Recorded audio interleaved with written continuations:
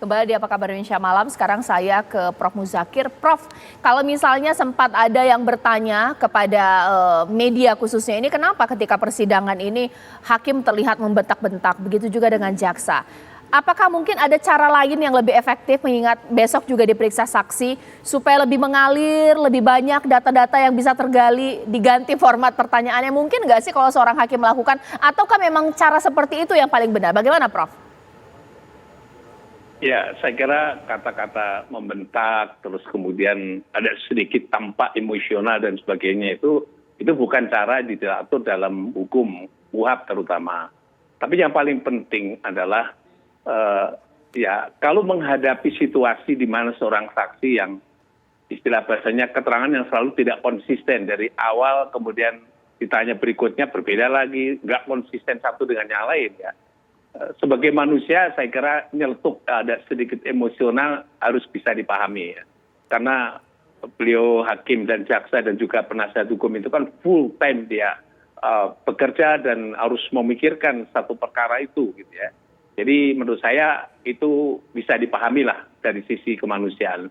Tapi yang paling penting untuk berikutnya ini ya saya kira sudah harus memberi pelajaran kepada publik karena ini disiarkan. Ya, sebaiknya hakim itu fokusnya kepada prinsip di dalam menggali itu harus logik ya.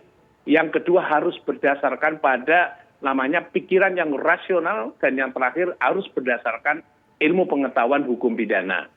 Wabil khususnya untuk besok ini kan yang paling utama sebaiknya entah itu jaksa, hakim atau mungkin juga penasihat hukum fokusnya kepada dua hal ya.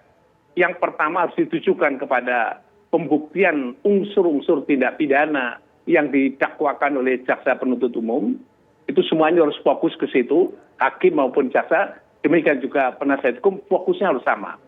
Yang kedua adalah fokusnya juga harus dalam rangka untuk membuktikan siapa pelaku dari tindak pidana pembunuhan yang sedang diperiksa ini. Itu dua hal ini yang paling fokus. Jadi saya catatkan di sini, kalau tidak ke sana ya sebaiknya nggak perlu ditanyakan begitu. Baik, Prof. Ya. Terakhir singkat saja Bang Saur, sekiranya apa yang harapannya akan keluar dalam persidangan besok hari? Ya, hakim kan sudah membuktikan wibawanya bahwa akan ada konsekuensi kalau seseorang kemudian melanggar sumpah. Ya.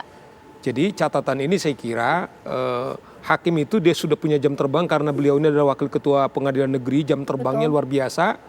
Karena memang kasus ini dulu penuh dengan satu rekayasa kebohongan-kebohongan, hakim melalui reminders kepada para saksi yang suka berbohong-bohong, kalau Anda atau saksi yang lain, apakah sidang-sidang berikutnya, Anda akan saya jerat dengan konsekuensi hukum dengan kesaksian palsu itu. Itu saya kira. Baik, terima kasih Bang Saur, terima kasih Prof. Muzakir, dan ini menjadi akhir Apa Kabar Indonesia Malam untuk hari ini. Kita nanti akan tunggu bagaimana persidangan besok pemirsa. Saya Cucu Anissa menutup, selamat malam, sampai jumpa.